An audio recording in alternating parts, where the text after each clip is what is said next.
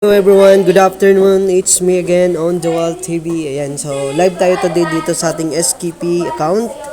And of course, today kukunin na naman natin itong $4.4 dito sa ating account mismo dito sa SKP. So tayo dito sa ating SKP account. Okay na kung saan we-withdraw tayo dito ang ng ating balance na $4.4 gamit yung ating USD. Okay, bago natin yan i-click, so kailangan muna, punta muna tayo dito sa ating chicken button. Then, click natin tong sign in. Then, after that, punta tayo dito sa withdrawal. Then, click natin dito yung amount na pwede nating i-withdraw. So, we have here $0.4. Then, click natin tong USD withdrawal. Then, click submit. And, malalaman natin ito mamaya via Binance natin i-withdraw or ma-receive yung ating payout dito. So, update ko naman po kayo later guys kung ilang oras natin to ma-receive yung ating payout dito sa ating SKP. So guys, so magandang umaga po sa ating lahat. And of course, today, okay, kakagising na po natin guys. Nakatulog po tayo ng maaga kanina. So, we have here, okay, 2:41 ng umaga. So, update naman po natin today yung ating SKP. Yan. Yung winidraw natin sa Binance kanina. So, titingnan natin today kung pumasok na nga ba yun sa ating o kung nag-success nga ba dito. Ayan. Okay. So, ito na yung winidraw natin kanina guys. September 9. Okay, September 15. And so 16 today. So September 16, alas 2 kanina. And sa Binance natin to ginamit.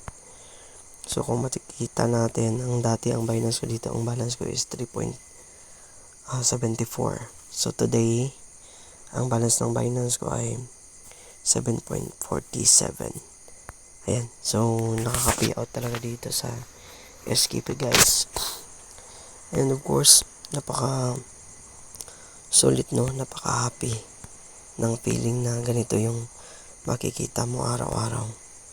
Okay, so yan lang muna for today's video guys, and thank you so much for watching our video. Okay, kung gusto nyong mag-join sa ating SKP, just click our link lang po dito. Then i-message nyo ako guys sa messenger ko or sa WhatsApp po na nakalink po dito sa ating video dito sa description box.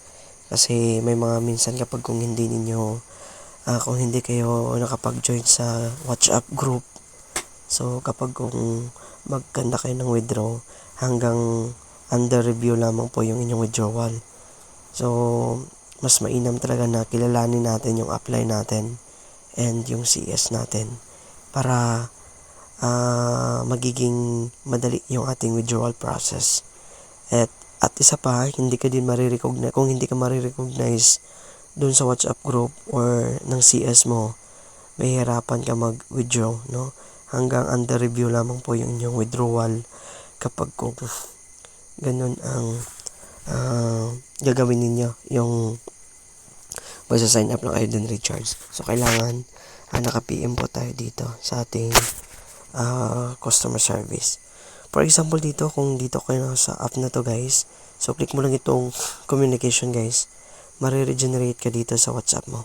And ugaliin lamang po na meron po tayo ditong WhatsApp, no? Na kung saan ito yung ginagamit natin for our investment. So kung makikita mo, naka-WhatsApp yun lahat.